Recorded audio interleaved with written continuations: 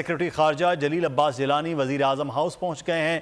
ذرائع بتا رہے ہیں جلیل عباس جیلانی کا نام اس وقت زیر غور ہے، اہم عہدہ بھی ان کو دیا جا سکتا ہے، وزیر اعظم کے لیے ان کا نام بھی کنسیڈر ہو رہا ہے۔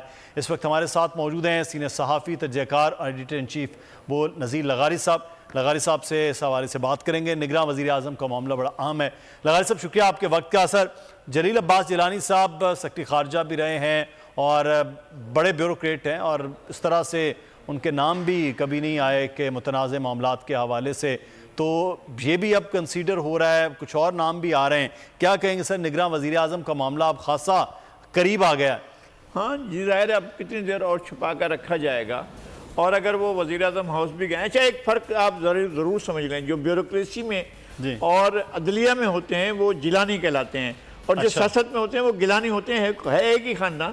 یہ ملتان کے جو گیلانی ہیں، جو اگر بیوروکریسی میں چلے جائیں یا چلے جائیں عدلیہ میں، تو وہ تصدق حسین جیلانی بن جاتے ہیں، سلیم عباس جیلانی بن جاتے ہیں، اور اگر سیاست میں ہو تو یوسف رضا گیلانی، علمدار حسین گیلانی، تو یہ گیلانی بن جاتے ہیں۔ یہ خاندان ایک خاندان ہے۔ ادھر سمیع اللہ گیلانی اوش شریف میں ہیں، اور ادھر جو ہے ان کے اور بھائی ہیں وہ اس میں ہیں۔ تو یہ گیلانی اور جیلانی کا فرق محض اتنا ہی ہے کہ جو بیوروکریسی میں اور جو ہے وہ اس میں جائیں اپنا عدلیہ میں، تو وہ جیلانی ہو جاتے ہیں، اور جب سیاست میں ہوں تو وہ گیلانی ہو جاتے ہیں۔ یہ فرق ہے، لیکن یہ کہ یہ ایک کینڈیڈیٹ ہیں، اور یہ ان کا نام سامنے آیا ہے ابھی حال ہی میں، اور میرے خیال میں کہ شاید یہ اس میں جو ہے وہ نام تو بہرحال سیاسی عناصر کی طرف سے نہیں آیا ہوگا یا سیاسی پارٹیوں کی طرف سے نہیں آیا ہوگا، یہ نام ممکنہ طور پر اسٹیبلشمنٹ کی طرف سے آیا ہوگا۔ اب دیکھتے یہ ہیں کہ اس نام کے اوپر اتفاق رائے ہوتا ہے یا نہیں ہوتا ہے، لیکن حالات بہرحال ایسے ہی ہیں کہ لگتا یہی ہے کہ جو اور نام آئے ہیں ان کی نسبت یہ کم متنازع ہوں گے۔ تاریخ کا امین،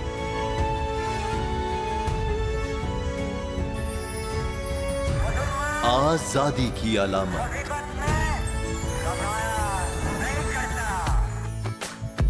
حسن کا آئینہ دار، فکر و نظریے کی عکاس، سرفرازی کا گواہ، یعنی ہم سب کا نگہبان پاکستان۔